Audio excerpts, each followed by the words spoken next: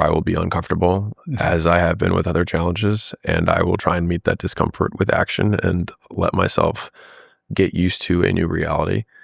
And I will do my best to enjoy it every second of it. Because, I mean, I do look a lot at older guys who have kids, and one of the really fun ones to look at is people who have second families. So they kind of like do first run, first wife, kids, whatever, and then take exited the first business. How does he run the second one? Yeah, kind of. And so what's interesting is I've tried to observe what those guys do differently, and almost to a man, they'll say I should have spent more time with the kid, and it's one thing to say that you should have.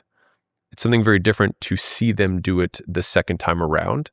Now, there's the obvious of like, well, easy for them to say because they built the empire the first time, and so like they get a do-over.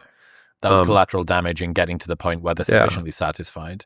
I, thankfully, knock on wood, whatever you want to do, I built what I needed to build to feel like I had a sufficient platform to provide for a child in all manners, both like my time flexibility. I work because I choose to, but like I have the flexibility, and we can not work, whatever, and the kid can have whatever. So the side effect of you working, just whether you chose to or not, is a degree of material comfort and ticking off of the accomplishments that closes the loops around them. I think that if I can live this season trying to steal as many chapters from people's second go, I'll see that as a good idea, and I'll basically use that off of modeling. Like I'm just looking at what good thing seems to happen for them. I'm gonna try that, and I'll adjust as we go. But I'll probably use that as my base case baseline, and then I'll figure it. We'll figure it out together. You know. Well, I have a little something. Wisdom pending. Yeah. Loading. Yeah. Loading competence. Yeah. It's very important that the fear can be useful if you know that you are driven by fear to some degree. And in some ways, it's almost shameful to say it, because it was the reason that the word that I never want to have used described for me is cowardly, is because I behaved like a coward. I was afraid of everything. I was afraid of failing. I was afraid of my dad's judgment. I was afraid of everything. And the flip that made it for me was just using that fear against something bigger, was that I was more afraid of looking back on my life and never having tried. And I knew that would be so empty, and I would be so filled with regret, and that I knew that I would beat myself up over it every single day as I got older, that existence was more terrifying to me than the practical consequences of me taking a step where I would fail. And it's very easy for me to say now to you or anyone who's listening, like, of course the downside's not that big, you'll just sleep on a friend's couch, whatever. But at the time for me, it was everything. And it was all of the status that I had spent all of my time trying to accumulate. I was president of this, president of that. I'd done all the good grades. I had a good job on paper. And so whatever fuel you have, whether it's anger, whether it's shame, whether it's fear, even if you have all of them, like if you know you have them, try and put them behind you to get you to run away from it. If it's right now, it's in front of you and it's preventing you from taking the next step. And so it's like, if you can just put it behind you so that you're running away from this future, it's like run harder away from the future that your current path is taking you towards that you're afraid of than the short-term path that running away from it is going to run you into.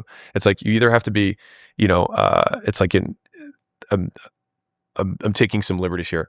It's like you can either fear the whip of the person behind you or the enemy in front of you, and the direction you face is the one that you fear the least. Have way more agency. They wouldn't doubt themselves as much. They'd be more decisive. They would reduce complexity. They would be less distracted. So there's a frame in the investing world, which is if someone else were to come and buy 100% of your company today, what would they immediately do in the first 30 days? Holy shit! I can't believe that they're spending this much money on catering. I can't believe they still have that guy who was good 2 years ago and just shows up for work now. Um, and I think it's because what that frame provides you is an emotionless view of your current situation. Yeah.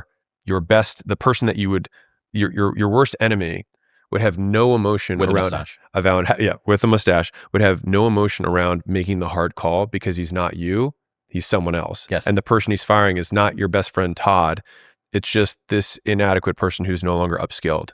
And so when we make these, when we talk through, when we have these podcasts around feelings and emotions and whatnot, like there's the feelings that there's the experience of life, of the things that we feel while we go through it. And then there's the decisions that must occur in reality.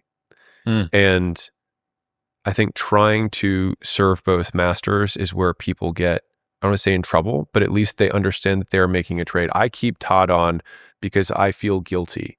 Okay, we just at least understand that Todd is hurting your business and you would rather hurt the business than have the conversation with Todd. Show me your priorities. Yeah, and we know the priorities. Yep. It's just, are the priorities you want? What are you willing to sacrifice? Yeah. Well, you either care more about Todd or more about not feeling guilty than you do about your business. Yeah. Show me your priorities. And we know them. We know the priorities. And so, behaviorist, look at you, man. But yeah.